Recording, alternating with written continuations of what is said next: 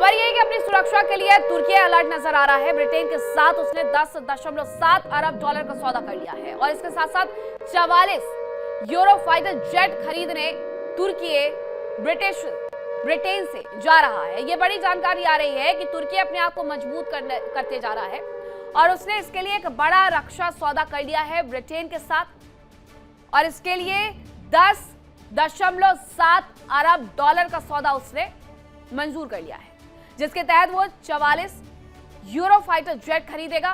तुर्की Britain से ये खरीदने जा रहा है। तुर्कियों को लेकर के भी तो तमाम ऐसी खबरें आई थी जिसमें ये कहा गया था कि इजराइल कभी भी तुर्की की तरफ भी बढ़ सकता है और उसके पीछे की वजह दरअसल ये है गाजा पर लगता हुआ राफा बॉर्डर जो कि गाजा और तुर्की को कनेक्ट करता है, इजिप्ट को कनेक्ट करता है।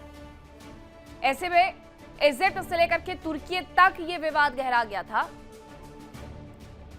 कि इजराइल ये कह रहा है कि गाजा से जाने वाले लोगों को तुर्की या इजिप्ट क्यों अपने यहां पर पनाह दे रहा है। इसलिए तुर्की और इजराइल के बीच में काफी विवाद देखने को मिला था और ऐसा माना जा रहा था कि इजराइल कभी भी उस पर हमला कर देगा और तुर्की अब अपने आप को इसी तैयारी के लिए आगे रख रहा है। ट्रंप और पुतिन की बढ़ती करीबी।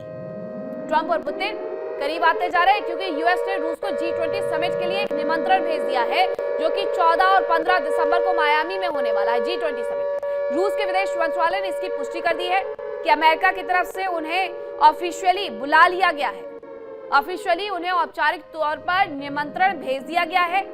यूएस ने रूस को G20 समिट के लिए जो निमंत्रण भेजा है उसके बारे में ये बताया गया कि 14-15 दिसंबर 2026 को ये G20 समिट मायामी में होने वाला है। रूस के विदेश मंत्रालय की तरफ से ये पुष्टि भी आ गई है कि हाँ, उन्हें निमंत्रण औपचारिक तौर पर अमेरिका की तरफ से प्राप्त हो गया है। दूसरी तरफ तुर्की भी अपने आप को सशक्त करते जा रहा है, जो कि लगातार रक्षा सौदे कर रहा है। इस बार उसने ब्रिटेन के साथ रक्षा सौदे कर लिए हैं और इसमें 44 उसने फाइटर जेट खरीदने के लिए मंजूरी अपनी दे दी है। 10.7 अरब डॉलर का ये पूरा निवेश होगा जो उसकी तरफ से किया जाएगा इस रक्षा मसौदे पर। रशिया और अमेरिका के बीच में बढ़ती हुई नजदीकियां यूक्रेन से भी नहीं छिपी है, इसलिए यूक्रेन भी दूसरी तरफ उन्हें खुश करने की तैयारी करते हुए नजर आ रहा है। यूक्रेन ये सोच रहा है कि अमेरिका अपना हाथ छुड़ा करके कहीं रूस के साथ खड़ा ना हो जाए, इसलिए बहुत जरूरी है कि हम उसे अपने साथ रखें। यूक्रेन अब ये कर रहा है कि डोनबास के एक पूरे क्षेत्र का नाम बदल करके वो डोनी लैंड कर रहा है ताकि डोनाल्ड ट्रंप खुश हो जाए।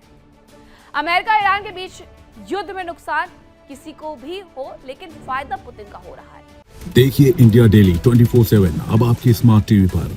इंडिया डेली मौजूद है सभी डिजिटल प्लेटफॉर्म पर लाइव और लगातार। इंडिया डेली 24/7 हर दिन राष्ट्र को समर्पित।